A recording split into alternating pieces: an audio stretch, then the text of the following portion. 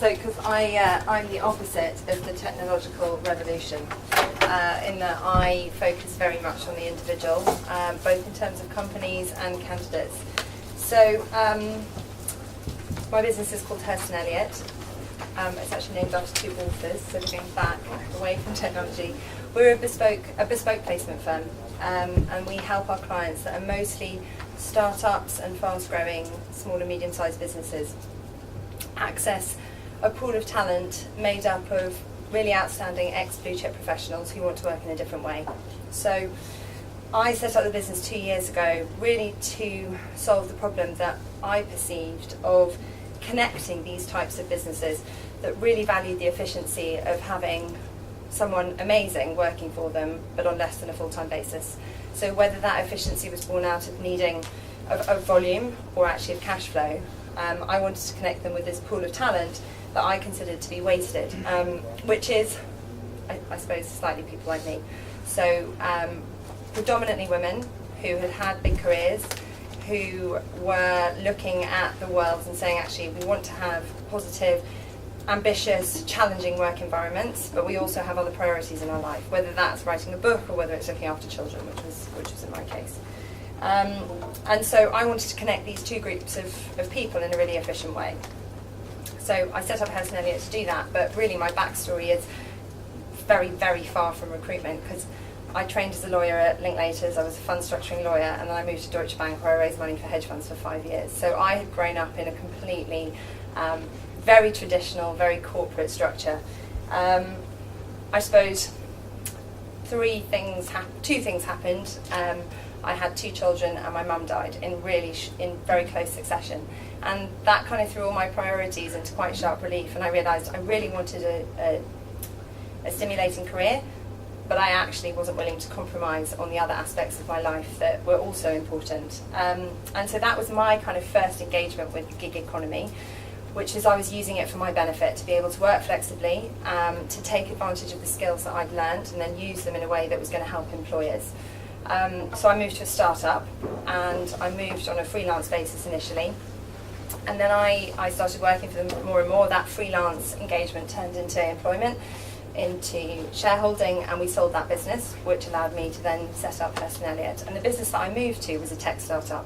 So it wasn't anything that I knew anything about, but I was able to, I suppose, use the skills that I'd developed as a lawyer and at Deutsche. And I think when I think about the gig economy, I think about being able to harness the talent, particularly in my market, which is lost talent. So there was actually an article in the paper yesterday talking about how London's economy is losing £16 billion a year from women who've opted out of work. If we were to offer them flexible ways of working, alternative structures, one of which is the gig economy, we would actually benefit from 66 million hours a week. So that's the equivalent of about 1.7 million workers on a full-time equivalent that we're losing and that our economy isn't benefiting from. And that, for me, has always been the driver in Hurston Eliot. It's about efficiency, which I suppose is very much akin to what we're seeing in the gig economy in terms of being able to make sure that, to your point, identify talent, look at the broadest range of talent, and then engage with them on a basis that's really meaningful for both them and for the client in my case. I don't know how much longer I've got, but I think I'll probably just say 2 more things, which is, that was my little foray into the gig economy. That's where I spend my day to day, and that's the power that I want to harness with our business. And so whether it's a lawyer into a small private equity fund 2 days a week, or it's a chief marketing officer of a fintech company that can utilise this woman's amazing skills and really supercharge what they need to do, it's all about access. Your Airbnb point, you don't have to have been to hotel school to become an amazing host on Airbnb. Those businesses, those brands are building people and giving them the tools to do it. equally, an Uber driver can go and take his mum to hospital and then do a lift on the way home and actually use his time really efficiently. So it's about access and it's about empowerment. But I think also there's a flip side of that. And one thing I worry about is particularly, again, I worry about women, and I worry about it as a feminist issue, and I worry about it as an issue for our economy, for making sure that we're getting the biggest talent and that we're using every possible angle.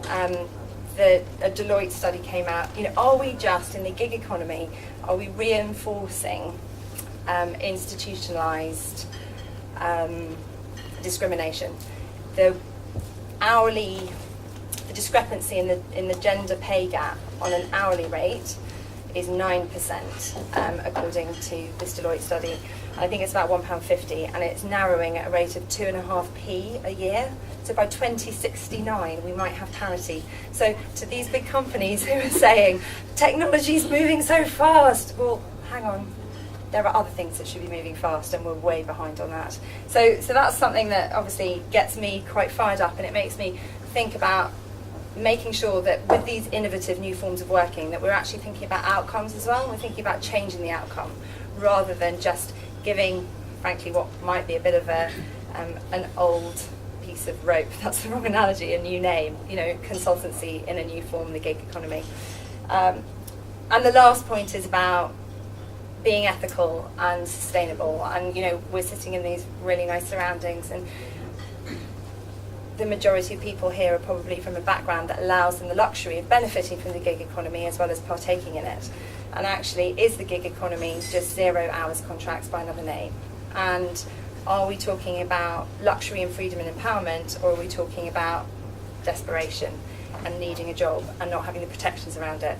So when I think about the gig economy as well as a startup, also as a startup, although maybe a veteran by 2 years, is actually thinking about how do you use that workforce in a way that's ethical and sustainable as well.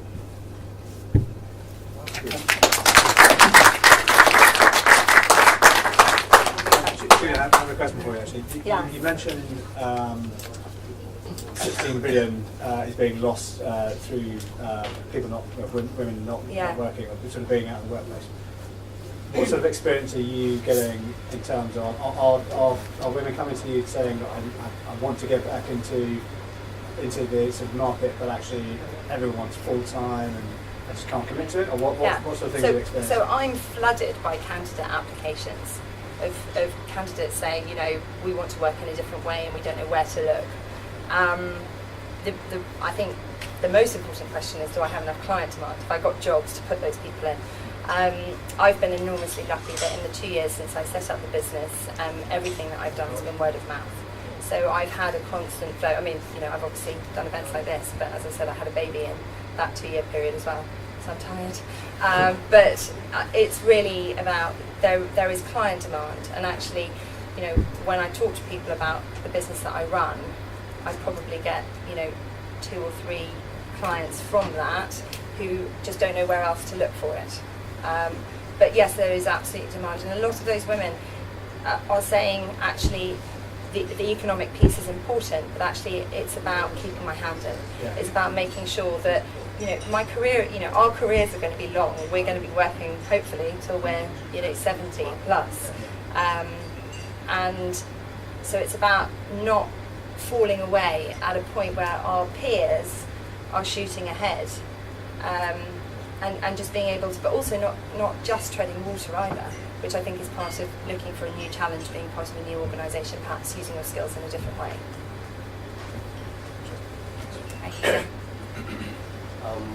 So you mentioned one specific example of a woman who worked as a CMO a couple of days a week. Yeah. I found that very interesting, because that's a challenge that I face as a freelancer. Finding really qualified work, and work that is really exciting and that is up to my level, but that I can do in short bursts of time. You realize at some point that really challenging work often requires a lot of time. It's actually really involved and requires sustained work and all that. So I guess my question is it really possible to do that, to be high-level CMO, CFO, something like really qualified for, and do it on a freelance basis? So that example, that was actually someone doing it on a permanent part-time basis. So she's a permanent fixture at that business, but she's doing 2 or 3 days a week. So she's engaged, but it is a longer-term engagement. But by extension, she could be doing that for a year, and that would still be fairly long-term. So there's a fascinating book by a woman called Gabby Hinsliff, who was political editor of The Observer. And she's written a book called Half a Wife, which was about her challenges in having a big career. But she was like, me and my husband, we need a wife. We actually need half a wife to just do the stuff that we need to do in our life. And she says, on a part-time basis, you can work in you can have influence, but you can't have power. And I often think about that. So I think on a part-time basis, execution is much harder in terms of the day-to-day grind, and it will depend on volume. Setting strategy, working at a senior level, advising, I think all of that is very, very possible. Have you noticed that businesses are becoming more flexible in that we've just got to get this work done, and how you do it in terms of what hours or how many hours a week is kind of up to you? Or have you seen any change in? Yeah, I mean, my clients are probably self-selecting. We've probably got selection bias already because they're talking to me and they know what I do and they know the type of candidates we have. I have had clients where I've said, I don't think that I'm the right person for you, because what they really want is someone 5 days a week, but to pay them for 3.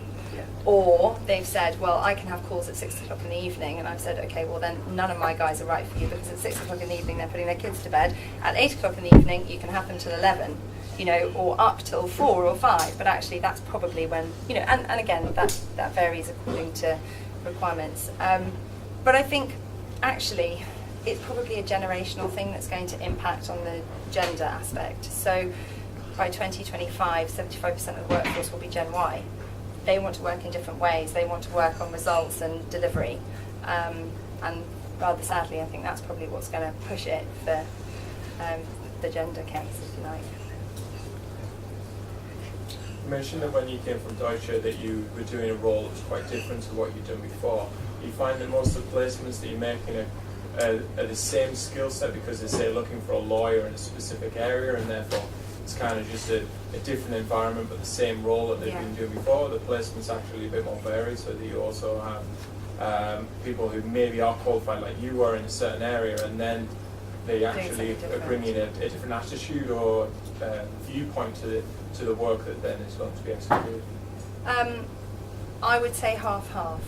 So I would say 50. I've just placed a lawyer who's moving from a prime finance background to a prime finance role 4 days a week as opposed to 5. But equally, this was another lawyer I put into. She ended up running a foundation. She really was actually at the beginning. She kind of was establishing it and setting it up, and actually it had nothing to do with being a lawyer, but it was just using her project management skills and her commercial skills and all the other things that she'd built up during that career. I would say that, and I quite often get candidates who say, if your clients are flexible or if they're open-minded around working in a different way, are they open-minded in putting me into a different seat? And also because I have most of my clients are smaller businesses intentionally. There's no point me fighting with Deutsche about putting one person in on a part-time basis. I worked part-time at Deutsche after I had my first daughter, and I had my best year ever. And they were perfectly, recognising of that. But then I said, okay, well, when I want to come back and I want to manage the team, and then they said, oh, well, you can't manage the team. Well, why not? Well, because you might be at home one day. I was like, well, my boss runs a global team and sees people in Asia and in America, and it's different. I didn't want to run the team, which was lucky for them and for me. But actually, I choose to work with smaller organisations that perhaps don't have that cookie cutter role in the same way. So at Deutsche, they might have a team of, 10 spec salespeople, and they've got to put someone in who's done spec sales. At a smaller organisation, at a fintech business that's looking at workflow management for traders, you're going to have to do a lot of everything. And so they're perhaps a bit more open-minded about taking people that, you know, are rock stars and just putting them in a different seat. How does that impact within the company employees that maybe want to not to work like 5 days a week, but they don't need to do that? When you see like someone, like maybe a colleague or peer, working the same way and just for 2 or 3 days a week, how does that impact in the environment and how people feel about, the next colleague next to you? I guess I'd kind of throw that question back to you. How would it impact you? I don't know, because I mean, it comes back to the question that he made, because when you're a senior, I think we require time and dedication and the day-to-day grinding. I can imagine how it would be to have someone, maybe, I don't think it's going to perform very well, so my boss wouldn't have this guy here. On the weekend, do you ever think about your work? Yeah, I mean, we are connected every time. Yeah, so when I'm at the swings with my daughter, and I'm pushing her mindlessly on the swing, I'm also thinking about the 4 clients that I need, or actually what I've noticed it really allows me to do is it allows me to digest information. So I had a client last week who was talking to me about a role, and I sat in the meeting with him and I listened to what he said, and I wrote down all my notes, and I had the spec in mind. And 2 days later I phoned him and I was like, I've been thinking about how you've been outlining this role, and I just, you know, I've got so many questions about what you've said, and actually, is this really what you want, and how are you thinking about this, and is it really important that they have this piece? Because actually that time away has allowed me to digest. So, you know, I think it can present cultural problems. It has, and you know, there's an argument to say that's why, you know, it's been as slow to take up as it has been. But I don't think that dedication changes just by number of hours spent. It's not about dedication, and I don't mean that it's a bad thing. It's just about how does that impact the company. What have you been seeing from this, like, 1 2 years? If the company's into flexible working, it's available for whoever wants it. Yeah. I mean, that's the sort of like, so if you're sitting there thinking, well, I don't like the fact that person's only doing 3 days a week, and I'm having to do 5, that's up to you then to negotiate, well, actually, you only want to do 2 days a week. Because if the company is I get paid, that, you know. then that the company's open to it. If the company's actually only just saying, I've got a need for a piece of work that is not a full-time role and I only need a part-time role, then that's slightly different. Because if you've got only 3 days work to give an employee, you've only got 3 days work. So you don't want to pay them for 5 days work, and you're only giving them 3 days work. So it depends on that ethos of the company. And as you And I say, think the that's one of role, the and things that women as you say, suffer the from role, is the that role requirements. That flexibility is always regarded as being a female desire. And I think with the younger generation coming through, I think it is much more of a male desire as well. I think there are men that want to leave on time to bath the children when they've gone to bed. And I also think it's a flexibility that's needed at the tail end. You know, when you get to the sort of like the grey hairs of us amongst us, you don't necessarily want to be doing that full-time, full-on role. You actually perhaps only want to do 2 or 3 days a week. And you find roles that allow for that. I think that's the key, is that you have to find roles. It's why I turn down clients. It will not work if you're trying to shoehorn 5 days a week into 3 days a week. You're paying someone 3/5, that sucks. If they're working all the hours that someone getting paid full-time works, that creates resentment and vice versa. Yeah, but you also got to challenge it, because you're dealing with startups who pay everybody 3/5 because they're a startup and they don't have the normal resources even for working full-time. I mean, I'm one of those startups, from a fintech startup, we're based in the city, and we have half of our employees, I think we're small, but about 30% women, 70% guys, but half the employees work remotely, some coming 1 day in a year. So we have a very flexible modern arrangements. culture in terms of remote working, and that's from the background of working remotely or having outsourced teams. However, the reality is that the people who do not come in to the office regularly are never as close, and you can't give them the highest trusted tasks. So they can be very useful, but the executors. But that's not coming have in. That's not necessarily coming in 5 days a week all the time. No, so they need yeah. to come in and you have My everyone has to be in the my office on a point is that Wednesday there or is a something like difference. that, If once you a work month. remotely, it's either have to be very, very, very clear and directed what you have to do and project based, or it has to be more, as you mentioned, advisory in nature. We found these are very valuable things, but the people who do the day-to-day trudge of the business, it doesn't really work, especially if it's changing frequently as well. So it's valuable. I agree. I It think doesn't remote actually- work offers a much bigger challenge. It's not what I do, but I mean, it's not what I do with my people particularly. I think you also got to look at the bigger picture of what the UK economy is and what we offer. So I mean, we're like 80% services, right? So that is probably more flexible to remote working. Whereas, for example, if you work in a more industrial-based economy, you just can't do that. There's no option for you to take days off, or it's just you can't do that. So I think we're in a luxurious place to offer that. So yeah, if you take a macroeconomic perspective, it gives us a lot more flexibility. I think it does. I mean, I run a small business. I have some people who are basically full-time. I have some people who are very firmly set hours. I think it produces a lot of management challenges. Yes. But actually, it's managing differently. It's not managing in a more difficult way. I think actually I'm just thinking this particular employee who's a absolute 2 days a week and that's it, adds enormous value. And you know, I'm very open about what value people add, what each person can commit. I have to manage it a different way. I can't manage the way that I would have done if I were working at Deutsche Bank. Yeah, exactly. It's horses for courses a bit. If I were an employee now looking for a gig like that, I'd look to see who's the boss and what's their attitude and how are they managing. Because if they're managing in an old-fashioned way, I wouldn't have thought it's going to work.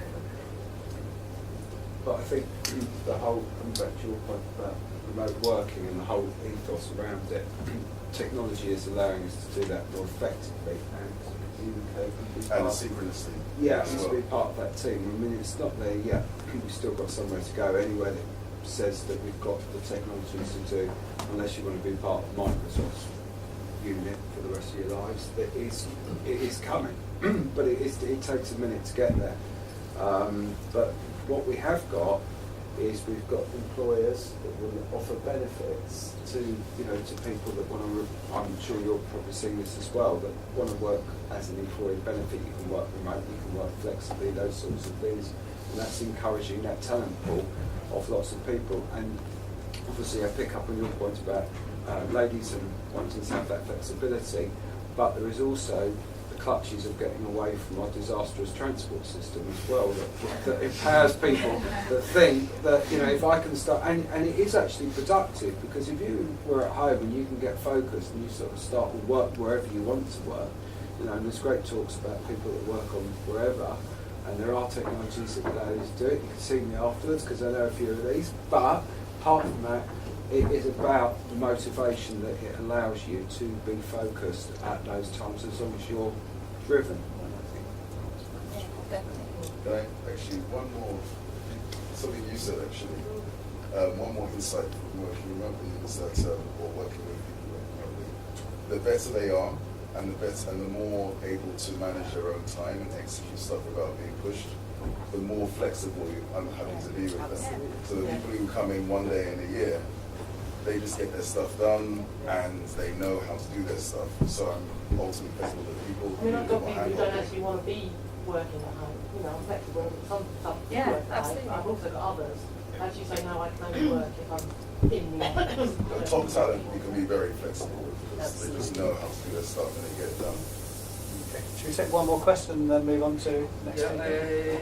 I want to ask about a little bit more global gender issues. Based on my understanding, in the business field, women is still the kind of a minority. But the political situation, political field, like German cancer and the British minister, Yeah. and maybe maybe a US or I'm not sure. Yeah. But that the women is coming in the top of the politics. Yeah. But what is the reason why the woman is strong in the politics but not so good at the yet maybe in the business? And also tell me about the situation in Europe and the Far East, like Japan, China, or the South Asian countries. What is the insight of the why the strong some politics? I'm just to come in there. I'd actually very much disagree with that because you've mentioned very prominently about politics. I would say in industry it's being reflected as much as in politics. Because I mean, if you look at GlaxoSmithKline, they've just appointed a new CEO, this lady, who's got 4 children and has worked all around the world and probably juggled a million and one things. And But the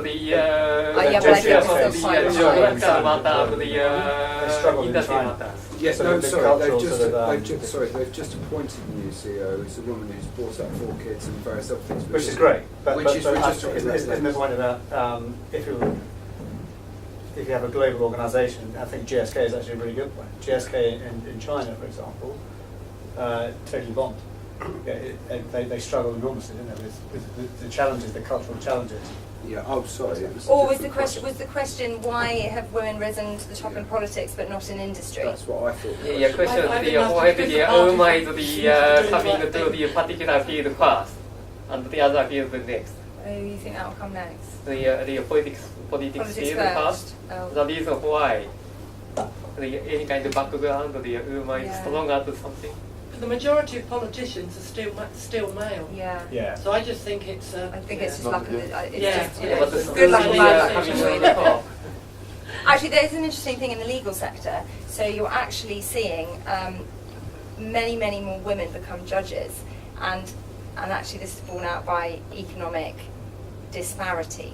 So anecdotally, a number of very high-powered couples who are lawyers, the man will stay as the commercial barrister because that's where the money is, and the woman will go and become the judge because actually it's less well paid and it slightly offers more flexibility.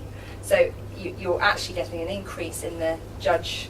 I don't know what you call it, the judgery up at this level, but slightly for the wrong reasons. Also, so maybe the same as in politics because it's not very well paid.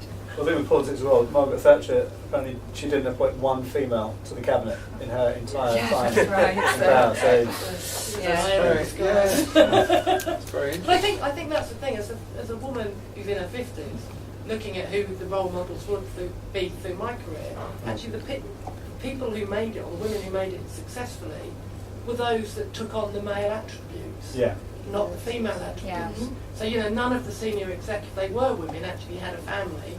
They were there in that very focused, I'm a woman, I have to do Well, this. spitting image covered it really well. The pinstripe suit. Yeah, I think that's changed. Julia, thank you very much. No worries.